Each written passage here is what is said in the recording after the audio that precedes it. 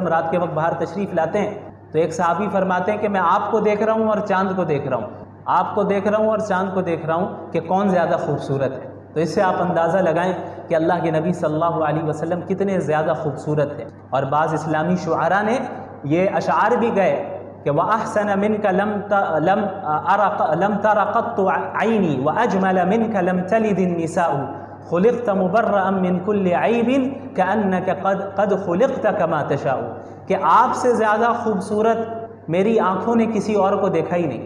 وَأَحْسَنَ مِنْكَ لَمْ تَلِدِ النِّسَاءُ، اور آپ سے زیادہ خوبصورت کسی عورت نے آج تک جنا نہیں۔ اس طرح شخص اتنا خوبصورت کوئی پیدا ہوا ہے۔ وَأَجْمَلَ مِنْكَ لَمْ تَلِدِ النِّسَاءُ خُلِقْتَ مُبَرَّأً مِنْ كُلِّ عَيْبٍ، آپ اس طرح پیدا کیے گئے ہیں، اس طرح آپ کو اللہ نے بنایا ہے کہ گویا کوئی آپ کے اندر کوئی عیب ہے ہی نہیں، آپ بغیر کسی عیب کے پیدا کیے گئے۔ كَأَنَّكَ قَدْ خُلِقْتَ كَمَا تَشَاءُ، گویا کہ ایسا محسوس ہوتا ہے کہ گویا آپ کو اس طرح بنایا گیا ہے جس طرح آپ خود چاہتے ہیں۔ یعنی اگر ایک انسان کو خود اختیار مل جائے کہ بھئی تمہارا جسم اور تمہاری خوبصورتی ویسی رہے گی جیسا تم چاہتے ہو، تو ایک انسان کیا کرے گا؟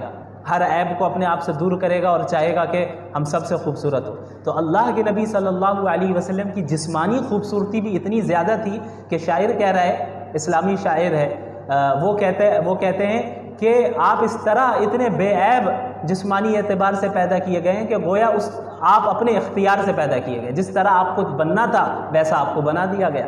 تو یہ آپ صلی اللہ علیہ وسلم کی خوبصورتی ہے۔ تو اگر دنیا میں خوبصورتی کی بنیاد پہ محبت کی جاتی ہے تو عقل کا تقاضا یہ ہے کہ رسول اللہ صلی اللہ علیہ وسلم سے خوبصورتی کی بنیاد پہ زیادہ محبت کی۔ تو رسول اللہ صلی اللہ علیہ وسلم کی جو محبت ہے یہ محض جذباتی بنیاد پہ نہیں ہے، ہماری محبت رسول اللہ صلی اللہ علیہ وسلم سے ریشنل بنیادوں پر بھی ہے۔ اللہ رب العالمین نے دو شخص کا ذکر فرمایا ہے، اور یہ دو شخص ایسے ہیں جو ایک دوسرے کے دوست تھے، لیکن دو میں سے ایک شخص ایمان والا تھا اور دوسرا شخص کفر میں مبتلا تھا۔ ایک شخص مٹیریلزم کے اوپر اسپریچویلٹی کو ترجیح دیتا تھا اور دوسرا شخص روحانیت کے اوپر مادہ پرستی کو ترجیح دیا کرتا تھا۔ اللہ رب العالمین نے محمد الرسول اللہ صلی اللہ علیہ وسلم سے فرمایا کہ وَضْرِبْ لَهُمْ مَثَلَ الرَّجُلَيْنِ جَعَلْنَا لِأَحَدِهِمَا جَنَّتَيْنِ، آپ تمام انسانیت کے سامنے دو لوگوں کی مثال پیش کر دیں، دو شخص کی مثال پیش کر دیں، دو دوستوں کی مثال پیش کر دیں۔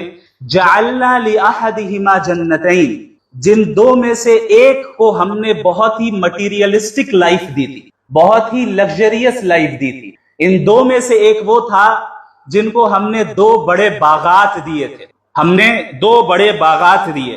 کیسے باغات؟ انگور کے باغات۔ وَحَفَفْنَاهُمَا بِنَخْلٍ، پھر ان انگور کے باغات کے ارد گرد ہم نے اسے کھجور کے درخت بھی دیے، اور اس کے بعد وَجَعَلْنَا بَيْنَهُمَا زَرْعًا، اور ان باغات اور ان درختوں کے درمیان ہم نے انہیں کھیتی بھی دی۔ اب آگے اللہ رب العالمین فرماتے ہیں کِلْتَا الْجَنَّتَيْنِ آتَتْ أُكُلَهَا، یہ جو دو باغات ہم نے اس شخص کو دیے، دو میں سے ایک کو، یہ باغات ایسے تھے جو بالکل پھلدار تھے، جو نفع پہنچانے والے۔ یعنی آپ اندازہ لگائے کہ luxurious life at its peak, اپنی بالکل انتہا پر اور بالکل عروج پر یہ لگژریس لائف اللہ نے انہیں دی تھی۔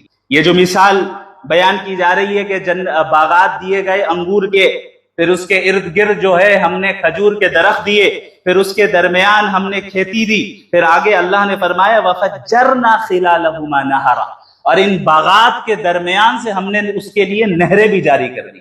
اب آپ اس زمانے کے اعتبار سے سوچیں، موجودہ زمانے کے اعتبار سے نہیں، اس زمانے میں لگژریس لائف یہی تھی کہ انسان کے پاس اپنے باغات ہوں، انگور کے باغات، انگور بڑا پسند کیا جانے والا پھل ہے عربوں کے ہاں بالخصوص، اور پھر کھجور کے درخت ارد گرد ہوں، پھر اس کے درمیان نہر بھی بہ رہی ہو، اور ان تمام چیزوں کی ملکیت کس کے پاس ہے؟ اس شخص کے پاس ہے، وہ شخص اونر ہے اس چیزوں، ان تمام چیزوں کا۔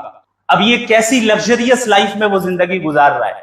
اب اس کا جو دوسرا شخص ہے، دوسرا ساتھی ہے، وہ اتنا مالدار نہیں تھا، اسے ایسی لگژریس لائف حاصل نہیں تھی، البتہ وہ ایمان والا تھا۔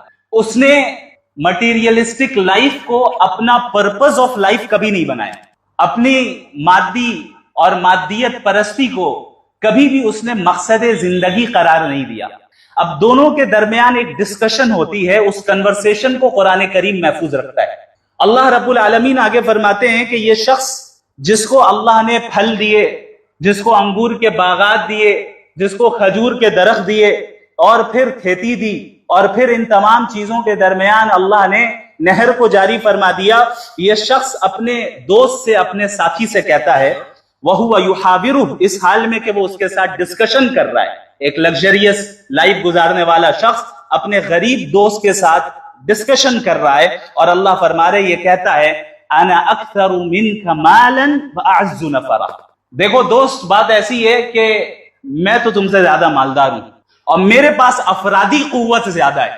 انسانوں کو دنیا میں دراصل انہی دو چیزوں پر غرور ہوتا ہے، جس کے پاس مال ہو، لگژریس لائف ہو، مٹیریلسٹک زندگی وہ گزار رہا ہے، دوسرا جس کے پاس افراد زیادہ ہو، کہ بھئی میرے آفس میں 10 لوگ آتے ہیں، ہمارے ارد گرد آگے پیچھے 50 لوگ چلتے رہتے ہیں، میرے اتنے خدام ہیں، میرے اتنے سرونٹس ہیں، میں جہاں جاتا ہوں وہاں بھیڑ لگ جاتی ہے، میں جہاں جاتا ہوں لوگ ہمارے پیچھے پیچھے آ جاتے ہیں۔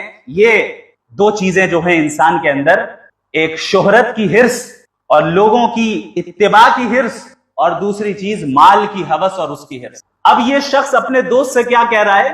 انا اکثر منک مالا واعز نفرا، کہ میں تو تم سے زیادہ مالدار بھی ہوں اور افرادی قوت بھی میرے پاس زیادہ ہے، میرے پاس زیادہ اشخاص ہیں۔ یہ دراصل اس نے یہ جملہ کامیابی کے اظہار کے لیے کیا کہ بھائی تم کامیاب نہیں ہو، کامیاب کون ہے؟ میں ہوں۔ دیکھو میرے باغات کتنے ہیں، دیکھو نہریں کیسی بہ رہی ہیں، دیکھو درخت کے جو ہے کھجور کے درخت کیسے ہیں، کیسی میری کھیتی ہے، اور میرے افراد اور میری طاقت کو تم دیکھو۔ دوست سے کہتا ہے، کیوں کہتا ہے؟ کیونکہ اس شخص کے ذہن میں یہ سٹینڈرڈ تھا کہ کامیاب انسان وہ ہے جس کے پاس لگژریس لائف ہو۔ جیسے ہمارے یہاں آج بھی ہے، ہم لوگوں سے سوال کرتے ہیں کہ بھائی آپ کے سکسیس کا راز کیا ہے، آپ کی کامیابی کا راز کیا ہے، آپ کیسے اس مقام تک پہنچ گئے، آپ کیسے ایک سکسیسفل پرسن بنے؟ اور پوری دنیا اس پہ جو ہے ورکشاپس بھی کنڈکٹ کر رہی ہے اور ٹریننگ بھی جو ہے کورسز دیے جا رہے ہیں کہ how to become a successful person, ایک سکسیسفل انسان کیسے بنے۔ اب یہ سکسیسفل انسان بننے کا جو بھوت سوار ہمارے بچوں کے اوپر زبردستی کیا گیا ہے، جب ان سے بھی پوچھا جاتا ہے ان بچوں سے کہ بھائی آپ کی زندگی کا مقصد کیا ہے، آپ کیا کریں گے، وہ کہتے ہیں کہ ہمیں سکسیسفل آدمی بننا ہے۔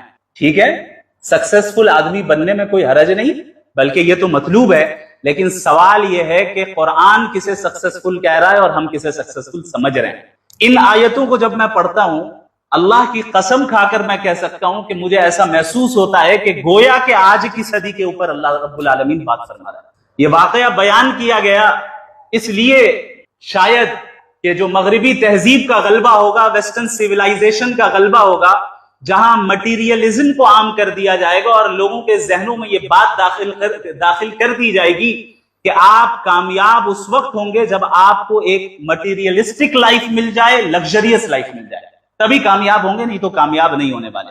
آج ہم اور آپ جتنی دوڑ دھوپ کر رہے ہیں، جتنی انتھک محنتیں کر رہے ہیں، دن رات کام کر رہے ہیں، اعلیٰ سے اعلیٰ ڈگریاں حاصل کرنے کے لیے، اعلیٰ سے اعلیٰ جاب حاصل کرنے کے لیے، اعلیٰ سے اعلیٰ بزنس بنانے کے لیے، اعلیٰ سے اعلیٰ عہدہ حاصل کرنے کے لیے، ان تمام چیزوں کا مقصد اگر آپ اپنے آپ سے پوچھیں، ہم سب اپنے آپ سے پوچھیں، تو یہی مقصد نکلے گا کہ کامیاب انسان بن جانا ہے، پیسے والے بن جانا ہے، اچھی لائف، ہمیں کمفرٹیبل لائف مل جائے، اس کی کوشش ہو رہی ہے، اس کی دوڑ دھوپ ہو رہی، اور لوگ کرتے آئے۔ ظاہر ہے یہ واقعہ جو قرآن کریم بیان کر رہا ہے یہ آج کا تو نہیں ہے، بہت پرانا واقعہ ہے۔ اب اس شخص نے بڑے ہی فخر کے ساتھ اپنی سو کالڈ سکسیس کا اظہار کیا، یہ کہہ کر کے انا اکثر منک مالا واعز نفرا، میں تم سے مال میں بھی زیادہ آگے ہوں اور افراد میں بھی زیادہ آگے ہوں۔ اب آگے اللہ فرما رہے ہیں وَدَخَلَ جَنَّتَهُ وَهُوَ ظَالِمٌ لِنَفْسِهِ، وہ اپنے باغات میں داخل ہوتا ہے، آج کے زمانے میں کہنے اپنی فیکٹریز میں داخل ہوتا ہے، اپنے آفس میں داخل ہوتا ہے، اپنے گھر میں داخل ہوتا ہے، اس حال میں کہ وہ اپنے آپ پر ظلم کر رہا ہے۔ کیسے ظلم کر رہا ہے؟ اللہ کا انکار کر کے۔ اللہ کا انکار کرنا یہ سب سے بڑا ظلم ہے.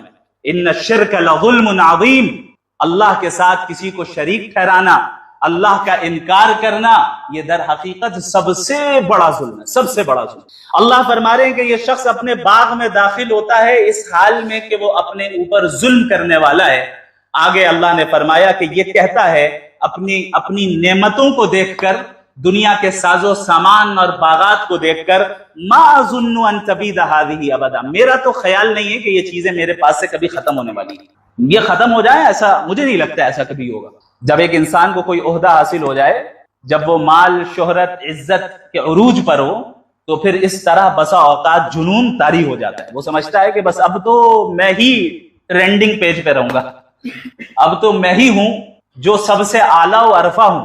جیسا کہ ہر اس طرح کے ظالم حاکم، ظالم تاجر، ظالم ملازم، اور ہر وہ شخص جو کسی بھی عہدے پر فائز ہو یا کسی بھی میدان میں ہو، اگر اس میدان میں اسے ترقی حاصل ہوتی ہے تو یہ گمان اس کے اوپر، یہ جنون طاری ہو جاتا ہے شیطان کی طرف سے. اور یہ نفسیات ہے، نفسیاتی کیفیت اللہ نے بیان کی. یہ سائیکولوجیکل ایسپیکٹ ہے جس کی طرف ہمیں نظر رکھنی چاہیے.